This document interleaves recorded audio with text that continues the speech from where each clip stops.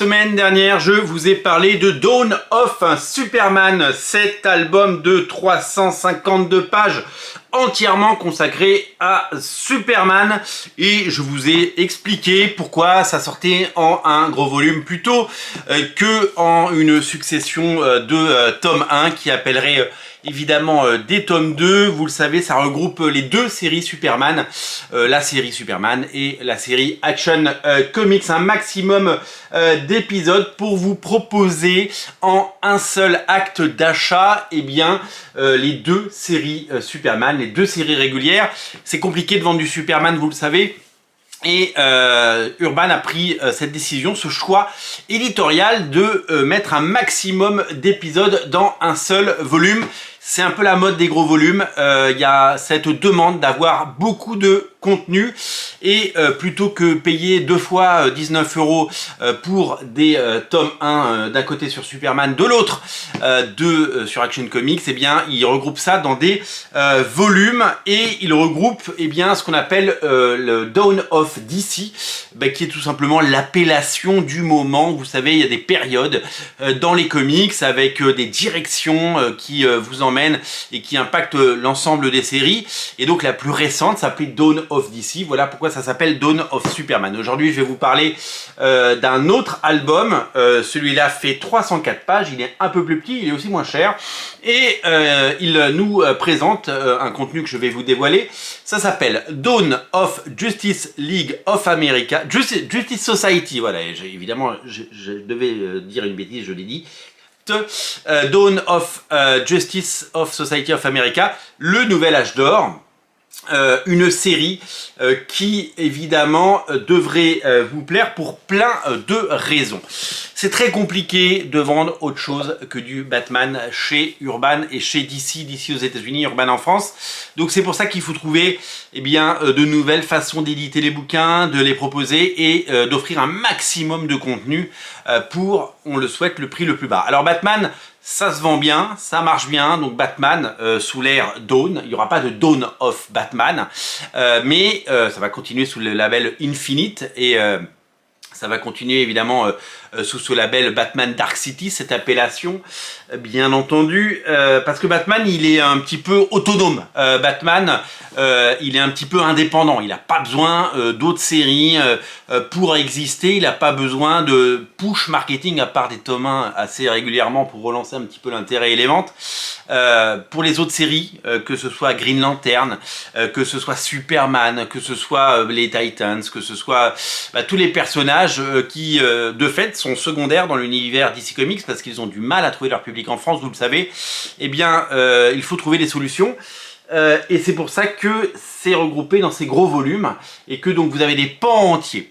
Vous avez non seulement des séries, et là on va parler de la Justice Society of America, mais vous avez aussi des albums qui ne pourraient pas être édités ailleurs parce que il n'y a plus de kiosques, et qui ne pourraient pas trouver leur place ailleurs que dans ce type d'album, et je vais vous dévoiler évidemment son contenu. Alors la particularité de cet album, c'est que c'est le retour de Geoff Johns, l'enfant prodige de DC Comics sur la Justice Society of America, et c'est un argument de vente qui devrait peut-être vous donner envie de replonger dans ce récit. Cet album, il comprend pas mal de choses. Il comprend un one-shot qui s'appelle Stargirl Spring Break Special. Ensuite, la mini-série Stargirl The Lost Children 1 à 6. Donc il y a 6 numéros de Stargirl. Et un one-shot qui s'appelle The Golden Age, qui fait référence évidemment au fameux Golden Age de la JSA et de James Robinson. James Robinson, scénariste qui n'a jamais confirmé son talent, mais qui avait fait cette merveille dans les années 90. Ça s'appelait The Golden Age, il avait fait Starman aussi.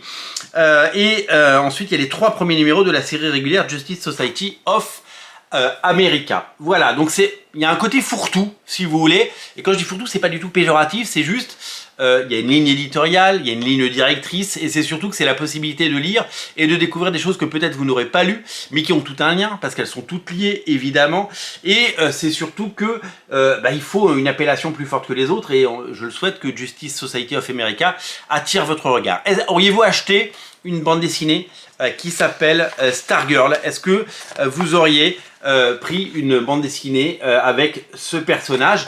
Est-ce que ce personnage, Stargirl, qu'on adore et en plus qui est magnifiquement dessiné, on va le voir, eh bien, aurait eu un lectorat suffisant, aurait eu suffisamment de fans, de lecteurs, aurait attiré l'attention? Est-ce que ça aurait déclenché un acte d'achat plutôt que Justice Society of America? Derrière la qualité de la série, j'ai envie de dire oui, mais spontanément, sachant que ce marché, on le sait, c'est un marché de niche avec un marché très atomisé, si vous voulez, avec plein d'achats, plein de ventes, plein de lectorats différents, eh bien, est-ce que cette série aurait été priorisée dans une surproduction et dans quelque chose qui, évidemment, a de fait souvent du mal à trouver son public. Je pense que c'est une bonne idée de la part de Urban Comics de tenter. Je ne sais pas s'ils vont réussir et je le souhaite en tout cas. Est-ce que ça a été une bonne chose de tenter de ça? Moi je pense que oui, parce que c'est l'occasion de découvrir notamment donc déjà ce prologue. Il est scénarisé par Jeff Jones, il est dessiné par Todd Nauck. Todd Nauck, ça fait partie des dessinateurs absolument incroyables qui font partie de l'histoire des comics. Il était déjà là dans les années 90, il avait bossé notamment chez Extreme Studio, vous savez, le studio de Rob Liefeld. Il a dessiné Spider-Man, il a fait plein de séries sur Spider-Man. Il fait partie de ces très très bons faiseurs, il fait partie de ces très bons artisans, il fait partie de ces dessinateurs géniaux. Honnêtement, il devrait être une superstar, Todd Nauck. C'est pas une superstar, il fait partie des très bons dessinateurs, il fait partie des meubles, c'est le genre de dessinateur qu'on appelle quand on a besoin d'un travail soigné.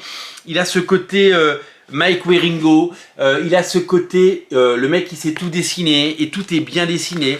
Il peut dessiner des comics jeunesse, mais il peut aussi dessiner l'ensemble des héros du catalogue d'ici avec justesse. Il sait composer des pages, il sait raconter une histoire et moi ça fait partie de ces auteurs que j'adore et je rêverais de le voir sur une série régulière Spider-Man. Il a fait plein de Spider-Man, il en a fait du Spider-Man, mais ça n'a jamais été la superstar.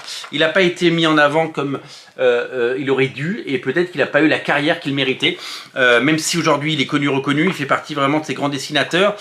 Il est arrangé à côté des grands Mark Bagley, de tous ces artisans absolument incroyables qui œuvrent de façon assidue dans l'industrie des comics. C'est vraiment un auteur que j'adore et je prends un plaisir donc complètement fou à découvrir ses pages, à découvrir son travail et quel travail, parce que non seulement il fait ce one-shot dont je vous ai parlé, mais ensuite c'est lui qui dessine la série, la mini-série, les 6 premiers numéros de Stargirl, également scénarisé par Jeff Jones. Donc on va reprendre, voilà, numéro 1 de la série régulière Stargirl, donc qui compose cet album, avec Jeff Jones au scénario et ce fabuleux, cet incroyable,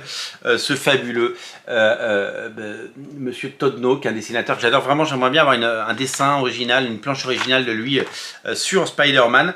C'est marrant parce que ça fait vraiment ça donne envie en fait de découvrir tout ça. Moi, vous savez, vous me connaissez, hein, vous connaissez mes goûts et vous connaissez mes lectures. J'aime vraiment beaucoup Marvel et j'ai été baigné par Marvel. Et chez DC, j'ai tendance à suivre essentiellement du Batman. Du Todd Nauck sur Justice Society, ça me fait prendre en main l'album et ne jamais le lâcher, parce que c'est vraiment très très chouette. Voilà, donc je voulais profiter de cette vidéo pour faire cette lettre d'amour à ce dessinateur génial dont on ne parle pas assez souvent, Todd Nauck, retenez bien son nom, il fait partie des très très grands. Donc vous avez toute cette saga, regardez comme voilà, c'est ma vision du comics.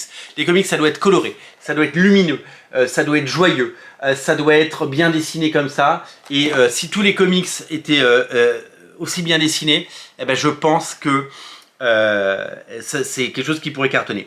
Je vais vous dire un truc. il y a une rumeur aux États-Unis qui est relayée par les sites internet, qui est relayée par Rob Liefeld un peu partout sur les podcasts, dans les forums, sur les sites internet, que DC Comics serait en train de préparer une sorte de Ultimate DC. Ils l'ont jamais fait, hein. Ils ont fait des tentatives, il y a eu les Earth One, etc. Mais ils l'ont jamais fait de façon industrielle. Si demain ils relancent quelque chose, eh ben, mettez Todd Nauck sur Supergirl, mettez Todd Nauck sur une série lumineuse, une série avec des personnages sur les Titans. Mais voilà, regardez ce genre de plan, regardez ça. Moi, c'est ça que j'aime dans les comics. C'est ça qui me fait aimer les comics. C'est ça qui me fait acheter ce type d'album. Regardez Stargirl en train de sauter. Regardez le découpage. Regardez la beauté des pages. Regardez, c'est tout simplement génial. C'est une leçon de storytelling, c'est une leçon de bande dessinée et c'est vraiment un très très grand artiste que je vous recommande. Donc il faut vraiment penser à cet artiste si demain il y a un relaunch parce que c'est vraiment quelqu'un d'exceptionnel. Je vous ai annoncé le programme. Les 3 derniers numéros de cette série, eh bien c'est les 3 premiers numéros de la série Justice Society of America. Toujours Jeff Jones qui est le dénominateur de toutes ces séries, grand artisan chez DC Comics, et le dessin de Monsieur Michael Janin. Et oui, le Michael Janin de Batman revient dans un style un peu différent et il apporte son talent pour évidemment bien mettre toutes les chances de son côté. Voilà, j'ai pris cet album pour Todd Nauck et je découvre évidemment un contenu de qualité. Vraiment penchez-vous sur cet album, penchez-vous sur les albums Dawn parce que vraiment il se passe quelque chose. Tout le monde vante les qualités de ce qui se passe chez DC Comics. Je sais que de prime abord vous allez vers Batman, vous allez vers Spider-Man, vous allez vers Mark Millar, vous allez vers des omnibus, vous allez vers les New Avengers, vous allez vers Rome qui arrive en omnibus. Je sais que Superman ne fait pas partie des premières intentions et je sais que la Justice Society of America ne le fait pas non plus toujours. Clairement, si vous souhaitez bien découvrir tout cela, eh bien, je vous invite à découvrir tout ça et puis découvrez le travail de Todd Nauck, il est phénoménal, il est exceptionnel, c'est un dessinateur hors pair. Voilà, merci de lui réserver le meilleur accueil et toute l'attention qu'il mérite. Si vous aimez mes émissions, mettez un pouce en l'air, un commentaire, partagez-les, commentez-les, bien entendu. Et n'oubliez pas le compte Tipeee en lien en descriptif de la vidéo. Salut!